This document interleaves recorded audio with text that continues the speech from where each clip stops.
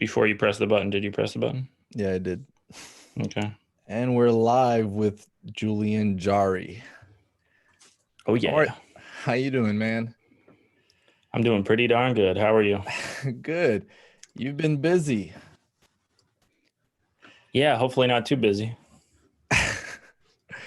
Yeah, just to give a little bit of context, and I don't mind. Sorry to everyone that we're confusing everyone with the link right now. Um, we had some technical issues. I want to say it's on YouTube's end, because we had set a live stream event through YouTube, but when the time came to get the stream key and the stream URL, that was not accessible for some reason, which is super weird. Um, Either way, I still want to welcome everyone that's joining us live right now.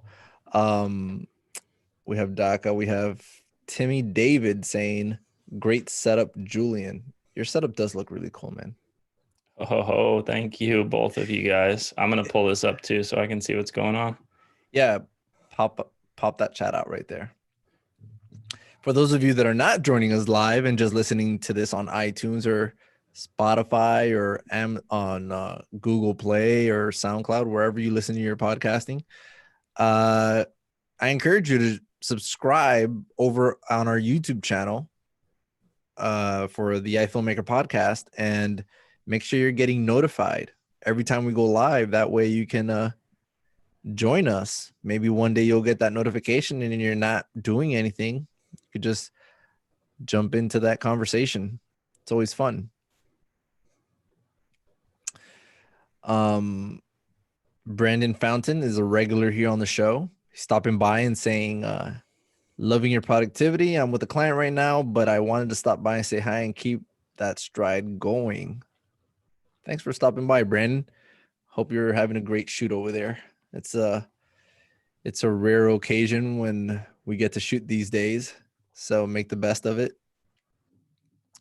Speaking of rare occasions, how have you been doing, Julien? How has work been? Have you been shooting, or even, I know you were doing stuff with your church recently as well. What have you been up to these days? Yeah, recently I've been doing well. I think this whole COVID US shutdown, slowdown thing has probably been going on for maybe 3 or 4 weeks now, I'm guessing. I think that's about right. And I had just come off a trip to Kenya. It was like the best trip of our life. Shot this beautiful doc we're so proud of, and just felt like we were going 200 miles an hour, and it was just amazing.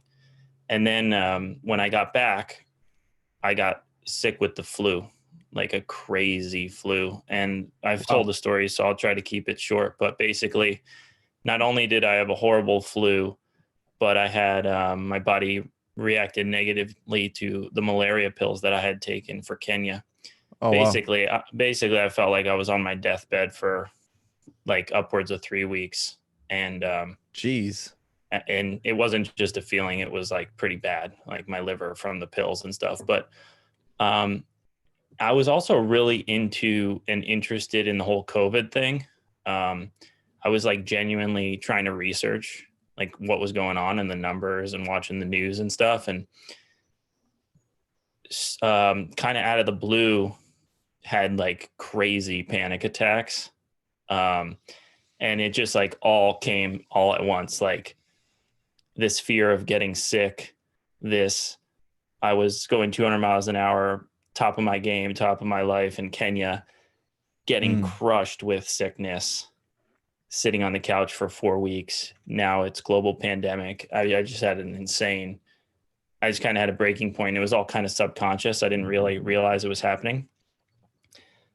Figure that out through a couple avenues. And since then, kind of just identified what's important and what's not. I stopped watching the news and started having fun and relaxing, keeping myself healthy, shooting a lot of photography.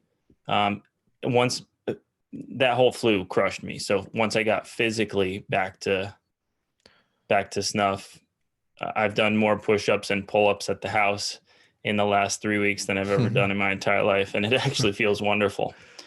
That's So good. shooting at home, obviously set up this YouTube space, done a little bit of that. And then recently jobs have started to trickle through. So as some of you guys may know, I work part-time at a church as their creative director, doing photo, video stuff. And we've started to, we shifted everything to online, live. So we're doing live worship sets, and I can share a little bit more about that, but it's been awesome. And then I'm in post with the Kenya film, just about to get finished here in the next couple weeks, just finishing little edits here and there. And I'm super stoked to share it. Both the client and myself want to share it so bad.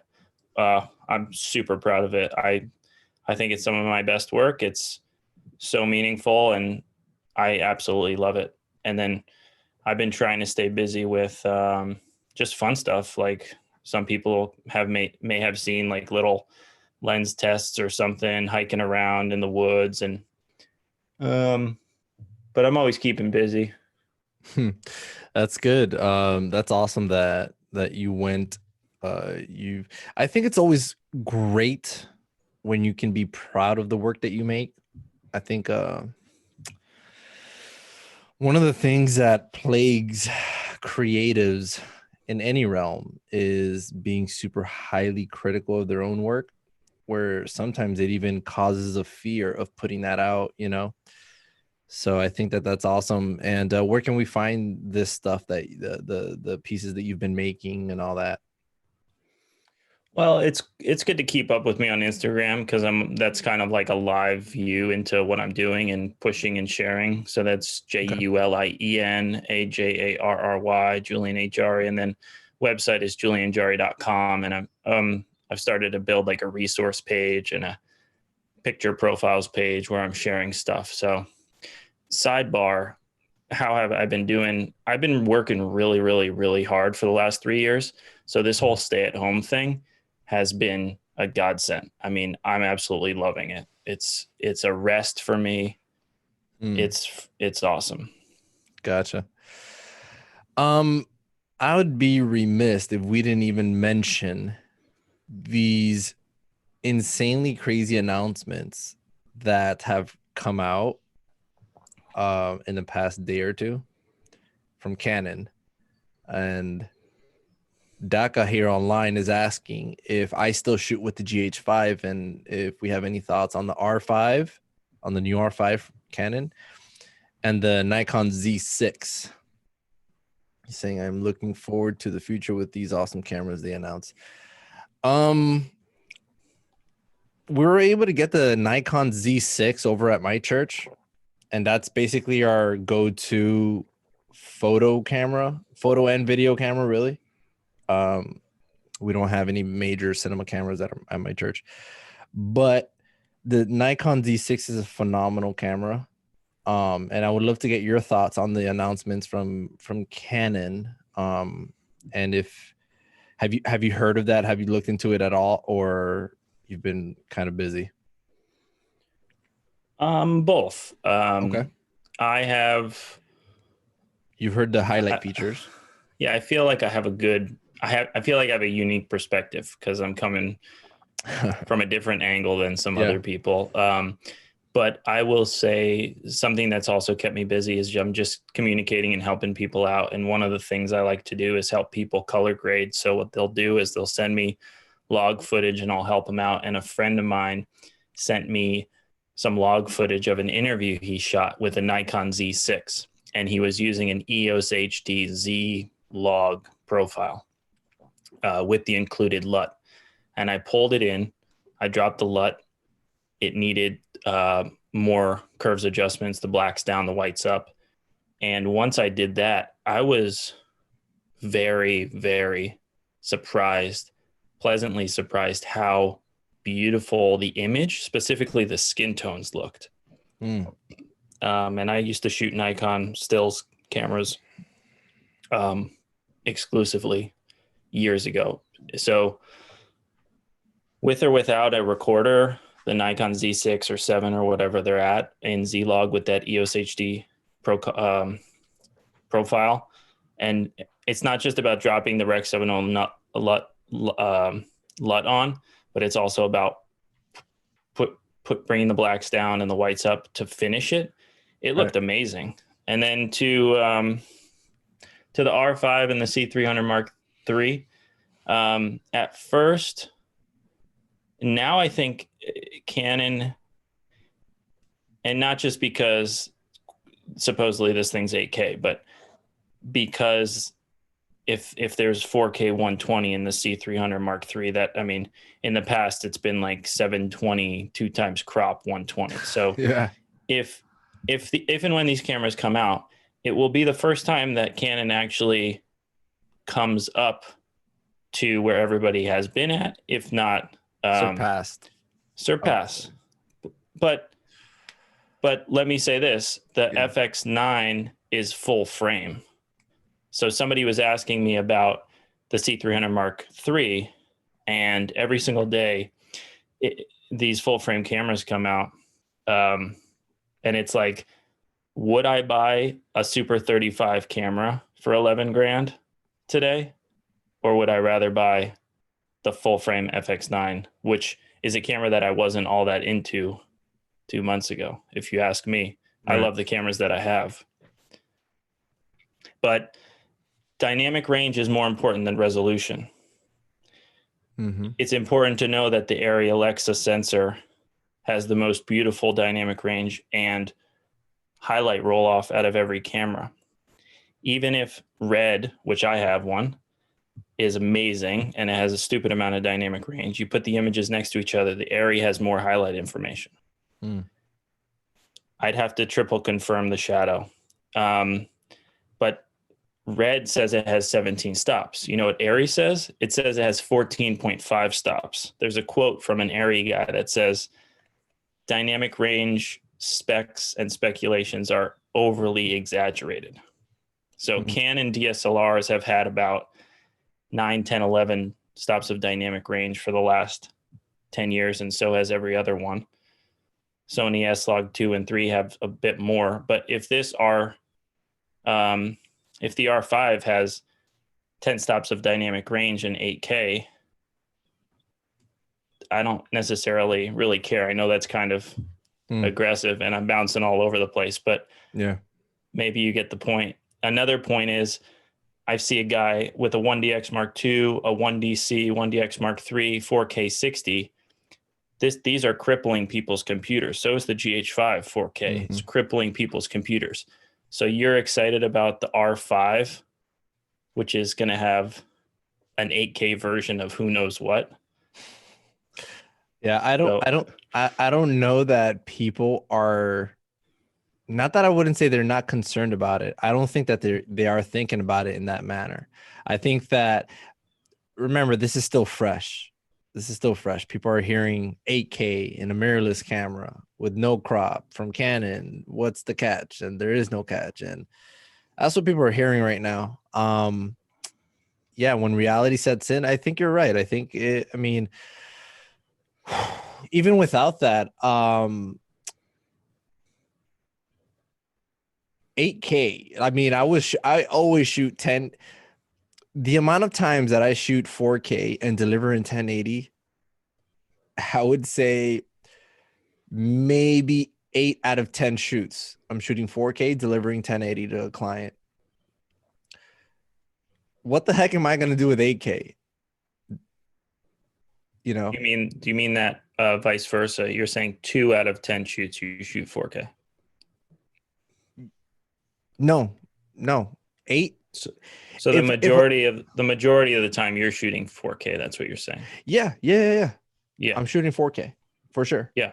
And that's plenty. And the reason I do that, is because I see that, you know, shooting 4K, even downsampling it to 1080 gives me a much sharper image, right? To me, it's a cleaner image because, and maybe this is a benefit of shooting 8K.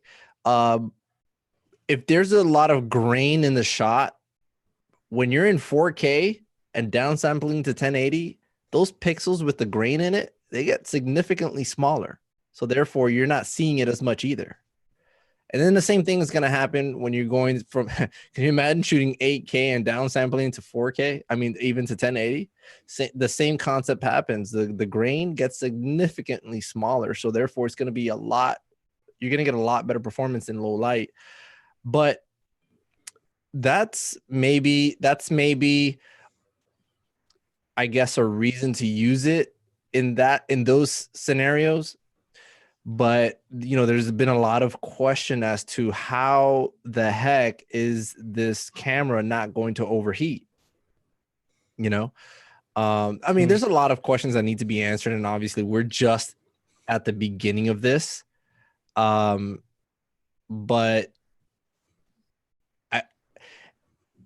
at face value is what I think people are reacting to, including myself, at face value, just because it's only because it's Canon. That's all.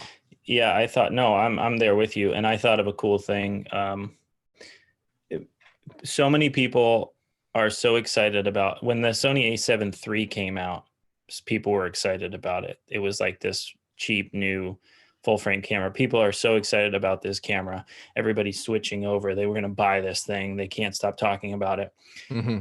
When they buy this camera and they go Canon R5, the hope for Canon is that either immediately or in the future, they're going to buy a C500 or a C300 and step up, and now they're into that system.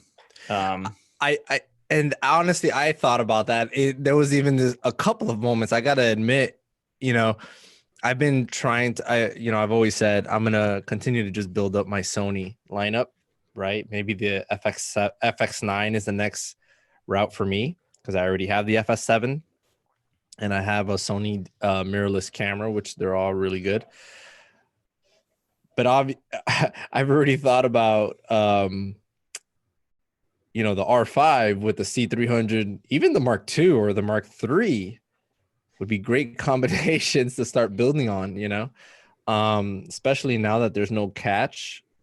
I did work on 1DX Mark IIs. People can buy C300 Mark IIs for cheap. They're all great cameras. I love the fact, me, I love used gear. Yeah. No, me too. There's a reason why the Arri Alexa sensor is the most beautiful sensor out there. It's 10 years old. It's like 2.8K, upscaled to 3.2K. Now the LF is out. The Red Dragon sensor is 10 years old almost. This stuff, don't forget that 36 megapixels, which is 8K. The megapixels are smaller. The photo sites are smaller. So an A7S II has 10 megapixels. The photo sites are bigger. So each photo site is better in low light. So the less megapixels, the better for low light. So, yeah, that's true. That's true. That's, I believe, the A7S. That's why it has such little megapixels. Yeah, and the GH5S has 10 as well. Right. Driven Films has an online here, who's watching online, has an interesting comment. Says that Canon is definitely marketing toward YouTubers in his opinion, in my opinion. He's more specifically talking about autofocus, I guess, the flip out screen, all that stuff, the stuff that YouTubers care about. That's true. I mean, I've been hearing for a while that and I didn't give it too much attention when the when the EOS R came out. But I think maybe in the last 5 months or so, for the last 5 or 6 months, I've been hearing more and more and more, and more kind of discovering how popular the EOS R is and the amount of megapixels that it has. And even I'm getting married in October. My wedding photographers that I've known for a long, long time, when I went to ask them, because I heard they were shooting on the 5D Mark III and they upgraded one of their cameras to the Mark IV, right? And they were in that route. And when they told me that they switched over to the EOS R, that was incredibly surprising for me. That's really the turning point when I said, what the heck is going on here? Like, you guys are giving up Canon 5D Mark IV for the Canon EOS R for stills? That's insane. And then I've seen other YouTubers and like videos online where they're comparing, the EOS R externally with the Ninja V, and they're saying that's literally the same thing as shooting with, I think, the C200 or the C300 Mark II. I don't know about that last. I mean, it doesn't have the dynamic range. It's a 5D Mark IV sensor. It definitely doesn't have the dynamic range, but it's a beautiful camera. Canon the EOS R is the same sensor as the 5D Mark IV? Yeah. Oh, okay. 32 megapixels or whatever it is. Sure. 4K has a 1.7 crop factor. Mm. A beautiful camera. It has insane autofocus. But I think Driven Films is right saying they're marketing towards a YouTuber, because you have folks like Maddie, some of the top YouTubers, Potato Jet, they're using the EOS R. It's easy. Yeah. Peter McKinnon's probably still using a 1DX Mark II, which I love. But they're shooting yet. They're shooting in 1080, so that EOS R, and it's cool. It doesn't excite me. I mean, I'd like to bounce over to the FX9 for a second and say, there's a guy online, a DP, that did a full frame shootout. Ariel F, Red Monstro, FX9, Venice, Sigma FP, and like a couple more. And he put you can see it online. Hundreds of people voted, which one do you like better? What skin tones do you like better? They're all right next to each other. It's the biggest full frame shootout ever. Unanimously, everybody likes the Ariel F in this order: Red Monstro, and third, FX9 in S Cinetone. And that made me pay attention, because when the FX9 came out, I said to myself, my FS7 minus the full frame sensor, my FS7 has better specs. The FX9 can't even shoot 4K 60 and yada yada. And I just don't agree that they should release a camera without the firmware to crush the previous camera. But it makes you think. When you shoot full frame, I feel like I'm not changing my mind back and forth. But as the weeks go by and I see a friend who just got a mini LF, and you look at it and it's just like, you shoot something wide open on that. It's just insane. It's incredible. So FX9, I don't know if I'd buy a C300 Mark III. I don't know if I would buy a Super 35 cinema camera from this point forward. It would probably be a full frame camera. Yeah, Super 35 I haven't used full frame in a long time. I've had little I guess instances where I've used full frame. My friend might have it on them, like the A7 III, and every time I use it, it's always like a refreshing, like, man, this thing still exists, in the sense that full frame is out there. I just bought an A7 III for this purpose. Yeah. This is what I'm shooting on right now. I'm shooting a A7 III on a 24-1.4, almost wide open. You're at 24 right there. Your shot is at 24 there. I'm at 24 at 1.6, and I have face tracking on. And the option before I got this camera was a FS7, and I stopped down to like 6.3 because I had to make sure I was in focus. That's super interesting. I think that yeah, it's a good thing and a bad thing that there's so many options out there that are just so good. In my opinion, I think that the differences that we make in these cameras that we decide on, they're just so small. I think it all depends on the type of work that you like to do. You're more of a cinematic approach, right? I can tell from your shot, from everything that you put out. It's very cinematic. It looks beautiful. I'm not sure that I think YouTubers in general go more for a natural skin tone look, for a vibrant look. And I'm just thinking, obviously there's some A punchy, vibrant, right, broadcasty probably is not the right word, the but cleanest image you can think of. Like right. And trying to I'm adding grain to my image. exactly You YouTubers. need Yeah. you need a camera and you need equipment that inspires you. Mm-hmm. But buying the new R5 isn't going to make you a better filmmaker. $100%. If you're sitting at home looking at the specs of the R5, and instead of going for a hike in the woods or Yeah. making a little film or doing something or being creative, Yeah. you gotta kick that habit to the curb. And you do need something that inspires you, but the hope is that you eventually find something that does. Yeah. No, I fully agree. And that's what I love about my job, is that I can shoot the way that I want to shoot, and if clients like it, they like it and they hire you for that. I think there's a market for everything, whether you're a YouTuber or you're getting hired by your clients. Um, and a lot of times sometimes I have to go back and forth though. Sometimes, you know, and I go based on the client. If they're asking me to tell a story, right, a stylistic story, then those are the ones that I can have fun with.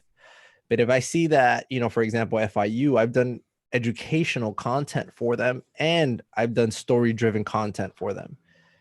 For the educational stuff, I'm not going cinematic. I'm going for natural colors, natural look, and things like that. And that's where I probably pulled out the GH5 back then when I did that. That gave me, I think, more natural colors.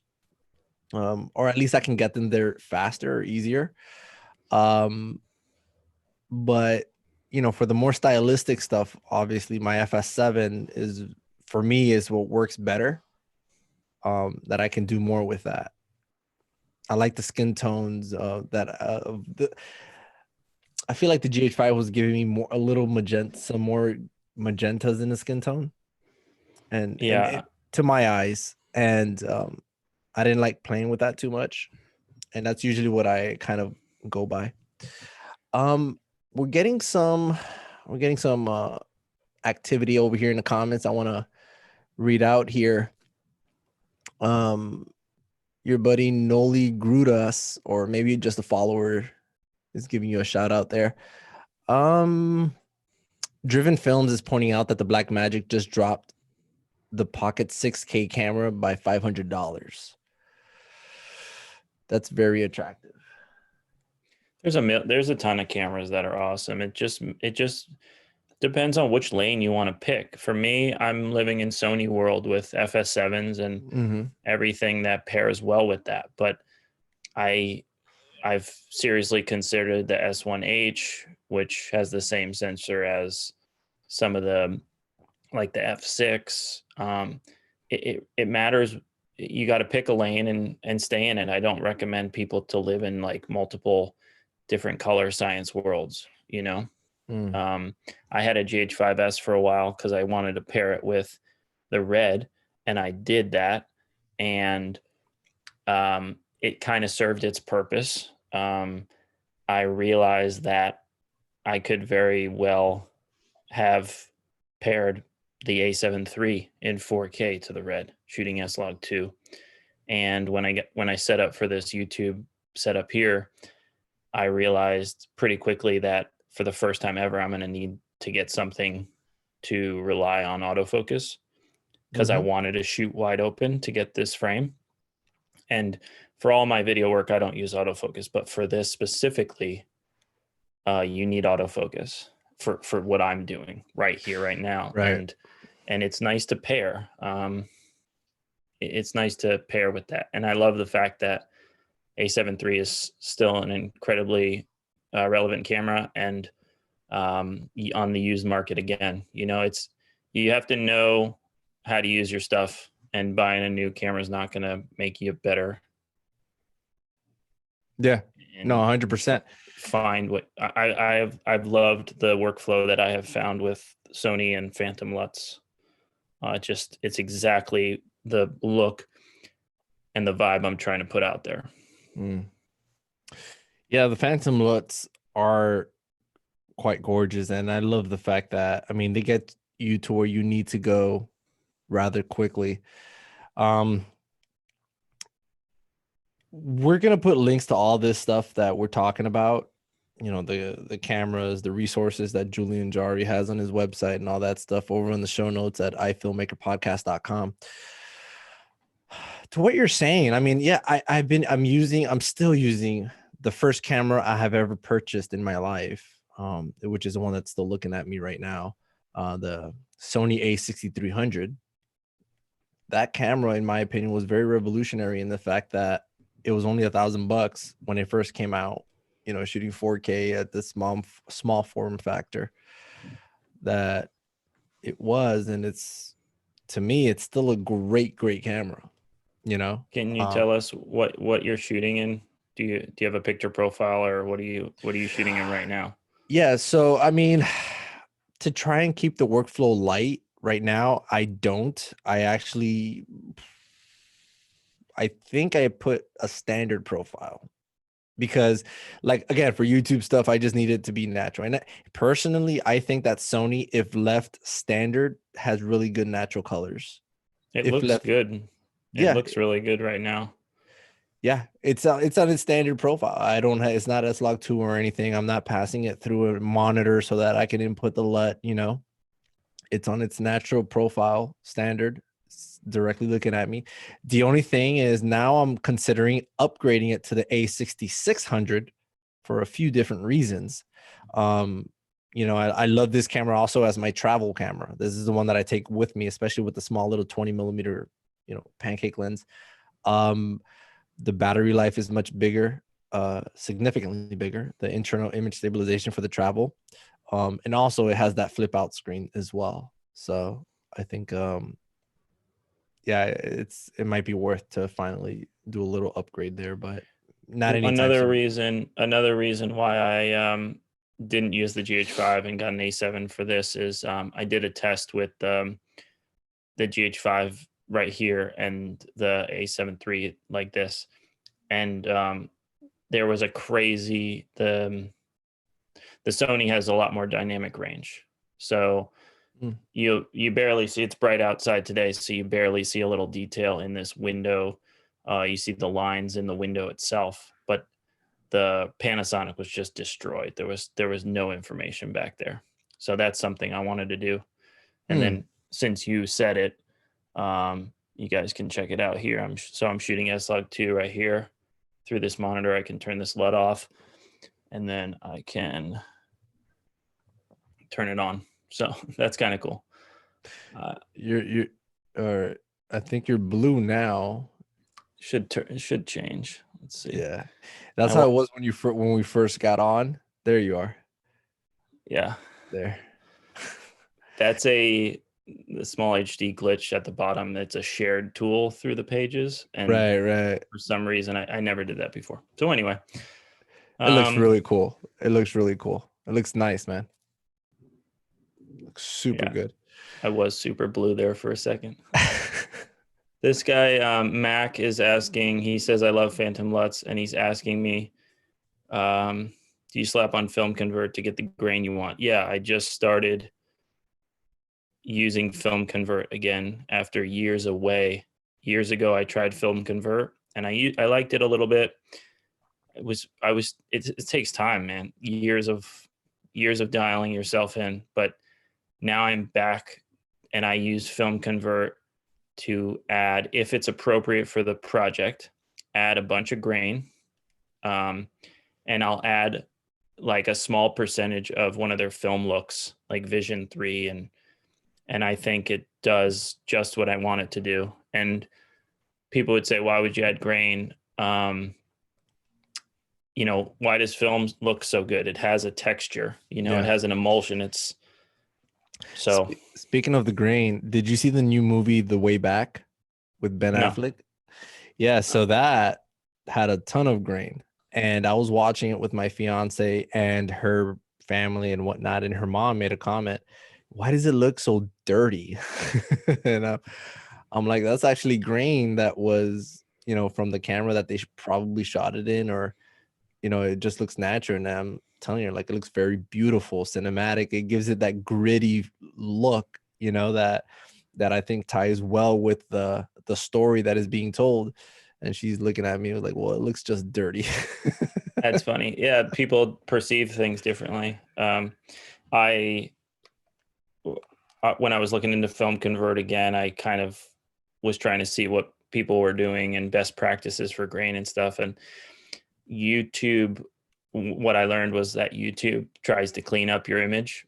And Yeah. if you like the look of 50% grain on your video, when you bring it over to YouTube, you're best to like do 75% grain, because it's gonna clean it up a little bit. But I like it. Most everything I've been putting out recently has had at least a little bit of grain. Yeah, I've done that, definitely. I also do use Film Convert. And just like you, I started a while ago. I purchased it, used it for very, very little, then stopped. And now I use it moderately. But yeah, I mean, there's so many tools out there. So many tools. Where now, like, it doesn't take too long or too much. I guess you do need to know what you're going for, but to get a very nice image, the whole quote unquote cinematic look, um, you can get there. You can achieve that much easier these days. But yeah, I think it's awesome to have those options there. But moving forward, like, what do you think is next for the industry? I think we had a question earlier here on the live chat. What does it look like when we get back to work? I spoke about this in I think the last episode with I will. I think that's a good segue to say this. It was so on the forefront of my mind. I almost shared it before we started this thing, but so here's my 2 cents, and I hope that it sounds. I don't want to sound arrogant. I want to sound really informative and motivational to people. Sure. Hopefully, after I say this and share this with people, they're gonna go potentially do this, and hopefully make great contacts and be on the forefront of other people's minds and potentially get some work. So Okay. if you're at home for the last 4 weeks and have had no work, the question is, have you reached out to past clients? And my advice to you is, if you haven't, you need to generate an email and send it to every single one of your past clients and everybody you know, for that matter, and say something like, hey, I hope you're doing well. I know this is a crazy time. I'm doing well. I want you to know that I'm here for you. And if and when you need any video work or live work or any sort of content whatsoever, right now is arguably the most important time for all that stuff. And I'm here for you. And you can make your own version of that email. But what's stopping you from sending that to every single one of your past clients and people you know, if you haven't done that already? So I encourage people to go do that. The work's not going to come to you. You have to go get it. Yeah. And my hope is that you go out and do that. And those people, you're instantly on the forefront of those people's minds. You're potentially the answer to those people's problems. And potentially you can get some work doing that. That's just one little thing that came to my mind this morning that I wanted to share. Yeah, I think that's super important. Additionally to what you just said, you could also do what I started doing and I should have done, but obviously it took a global pandemic to make me realize everything that I've been missing out on with my work. I've always the way I've always maneuvered is, I have my clients, I email them, they email me, we have a job, that's the end of it. I don't have a database where I have all my client information. I don't follow up with my clients, right? These are things that I'm starting to realize now that I should be doing that could help me potentially get more work, if not more work, even maybe 1 or 2 referrals. I don't do that. So what I started doing now is I started going back to every single job. And the way that I kind of did this is I looked at all of my invoices, right? So I don't have to think about them off the top of my head. Like, if they paid me, they're a client. So I went through all my invoices. I started writing down all the clients that I've had.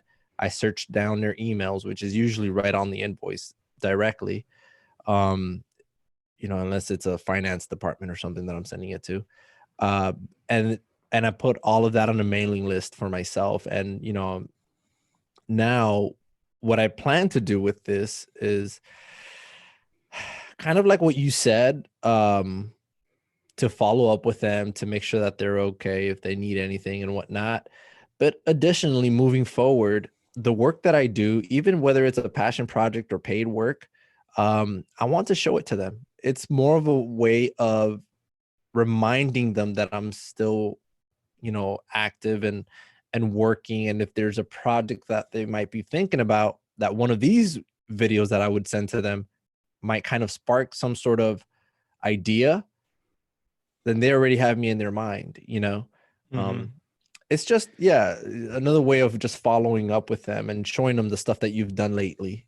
That's really cool. I haven't been doing that. So I have to finish my demo reel. I started working on it,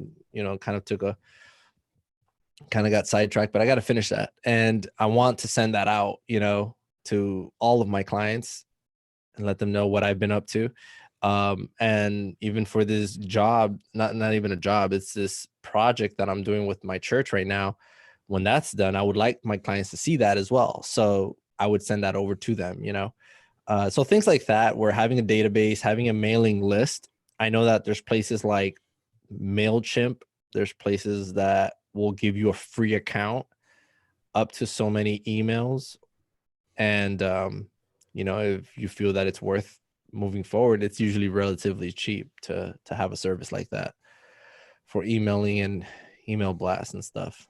That's really cool. I haven't thought about setting up an email list for past clients, but I do like that idea. It's definitely a certain vibe. If you have capacity, I would highly recommend individualizing each email. Yeah.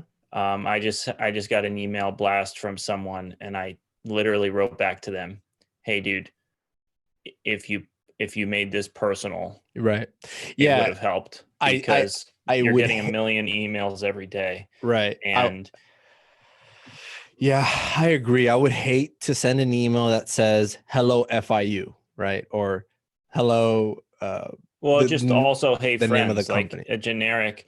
Not that you're messing up the thing, but just if it's a generic email, and if it's not to, "Hey, Ariel, I hope you're doing well down in Florida. Yeah.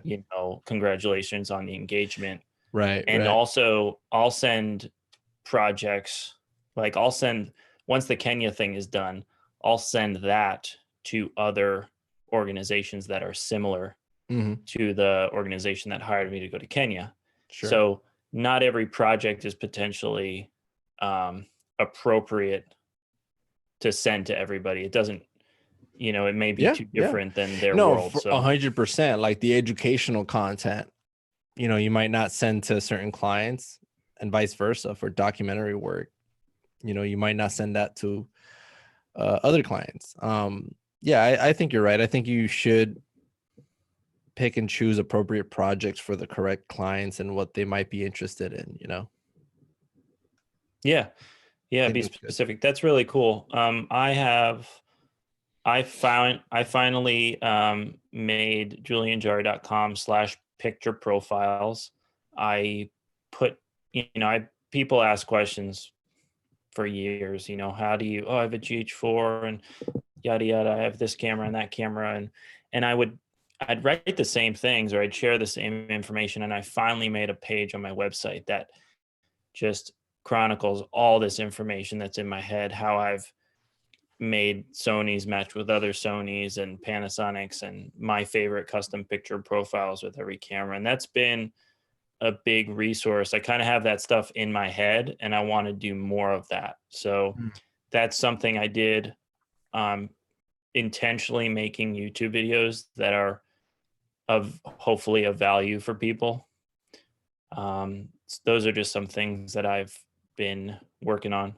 And then this is very challenging and I'm trying to do it. And obviously I'm trying to do it so good. That's why it's so challenging. But Syrup is a company that makes sliders out of Yeah. Australia, and they're having a short film contest Hmm. that's live right now. So I plan to enter that, and it's kind of a stay-at-home thing.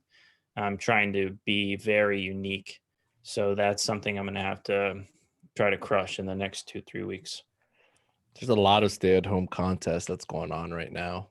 Everyone Yeah, is trying to stay busy doing those, which I think is a good thing. You don't drive yourself crazy, you know. but Stay I've creating. those web pages online, Instagram, all that stuff. You talk about finances for a second. All that stuff has affiliate links. Those YouTubes have affiliate links. Mm-hmm. I'm not getting rich off any of that stuff, but maybe maybe if the YouTube thing works, maybe there'll be a little bit of a following there, and maybe people will think those videos are valuable, and maybe it'll do something because the global pandemic is a good reminder as to why a savings account is so valuable, and Oh man, yeah. why passive income, people that are just crushing it selling LUTs or crushing it selling online stuff, that stuff, people are still buying that stuff. That's an extra who knows Mhm. how much every month. So Yep.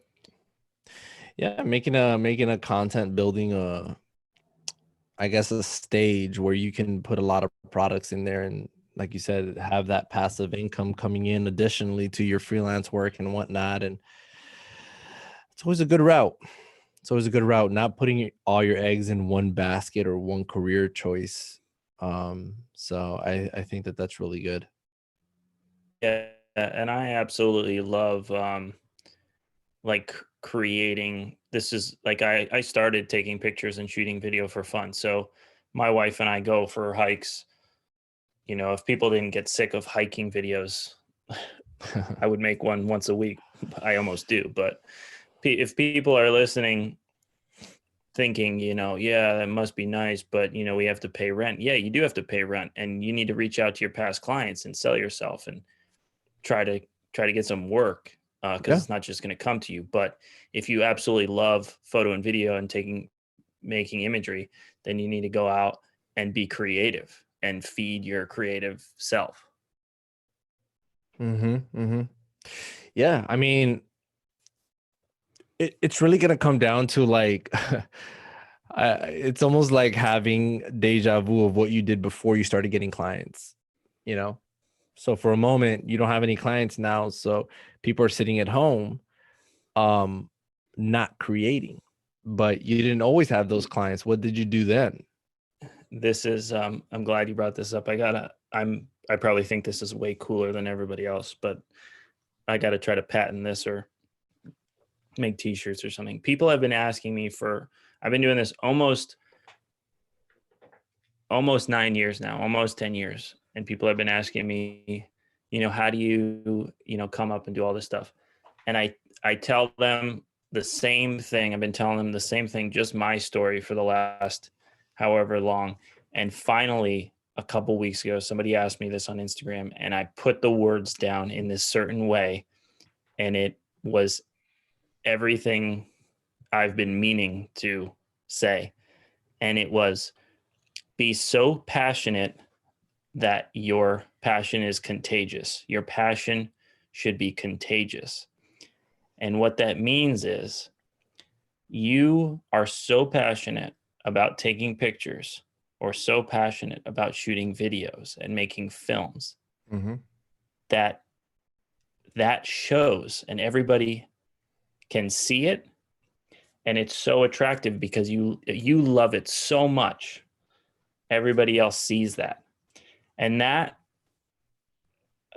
as humbly as I can say it, that's my story. I love taking pictures. So I'm not saying I'm taking pictures of all this wonderful stuff, but over the years, the whole way I started was I started taking pictures of stuff, leaves on trees and nature and whatever, people. And I started sharing that. And a big part of this whole thing is sharing. So you start sharing that stuff on Facebook, and, you know, however many years later, all your old Facebook friends and classmates and family, they know you love this. They know you do this. So the question somebody asked me was, hey, they were moving from Kenya to Kansas. And they said, how do I do this? Be so passionate that it's contagious. The guy that works at the post office, the guy that works at CVS, name your person, the restaurant down the street that you eat at, all these people should know what you do because you're so passionate about it. And therefore, hopefully, they're either going to hire you to create them something or what have you. I mean, they refer you also. That's good. That's really good. That's like a little promo clip. You could just cut that out right there. That was good. When did you think about that? Like, how did you think about that? So I've been communicating. Basically, this started with,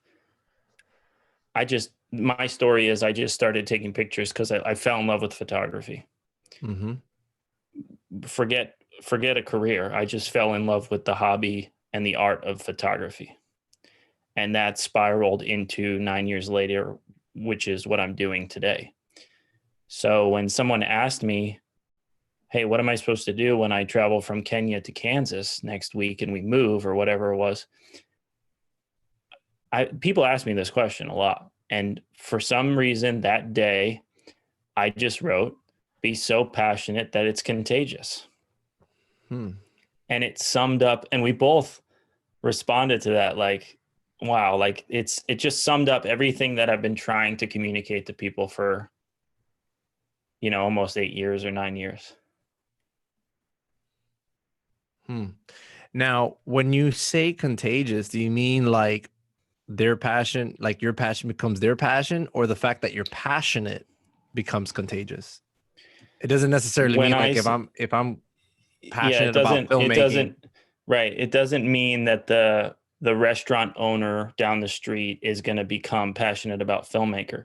What it means is that the restaurant owner down the street is going to see how much you love and how amazing your work is, that they want it. They want you to come to their place and shoot photos or videos. And the list goes on and on. Or in a most basic case, you know, people want you to take their family photo. Yeah. You know, and now you can go take somebody's family. You can go take somebody's family photo down at the beach and make $350 in 30 minutes. Speaking of that, we have a really cool mini story from Room 9 podcast. He's saying that he loves that because his first video project that he got for $5,000 without any experience. That's very impressive. Because he sold himself, because they saw how passionate he was about storytelling.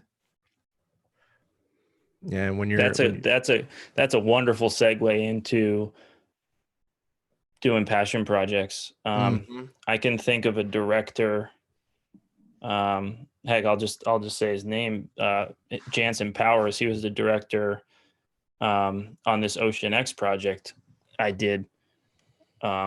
He did, and we did last summer. And I wasn't aware of his work, but until I got there, people were messaging me like, "Hey, do you know Jansen?" I was like, "No, I don't," but now I do. But the point is, some of his best work, and I think he'll agree, and some of his work that has the most reach are one or two or three films that he did for the art of filmmaking. He did for himself. And they were a platform and a starting block for some amazing brands to contact him.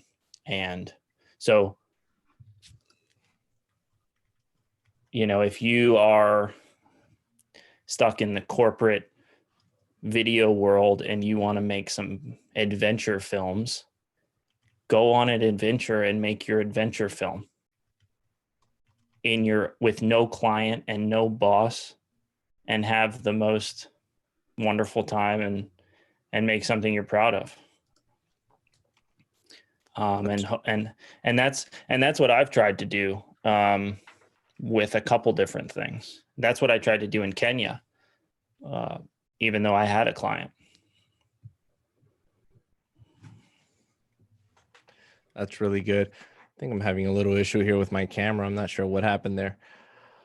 Oh, it overheated. Look at that.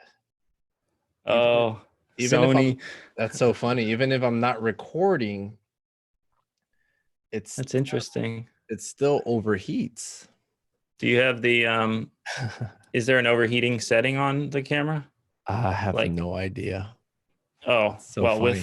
with you should check, because all the A7S II and then all the cameras after that have a setting on there that say overheating normal or overheating high. And it may have just given you the warning before too long. Probably. But I just purchased a little AC adapter for that because it was killing me just having to change batteries every time. Yeah. And the batteries that I have are relatively old. So they're now, like, after days of charging, I'll pop them in there and they're like 60%, you know? So it's just old stuff. This is why I just have to upgrade it to the A6600 like I was talking earlier. But anyways, man, that was such good information that you shared there. Can you believe we've been live now for about an hour? It's been crazy. It went by really fast. I mean, with that said, I mean, my camera's about to turn off any minute now anyways. Where can, just remind everyone where they can find all of your work, your website, Instagram, all that stuff. Yeah, I think Julien Jarry, Julien has an E in it and not an A. JulienJarry.com is JulienJarry.com is the place to go. You'll find everything there. Man, thanks so much for coming on. And I want to thank everyone that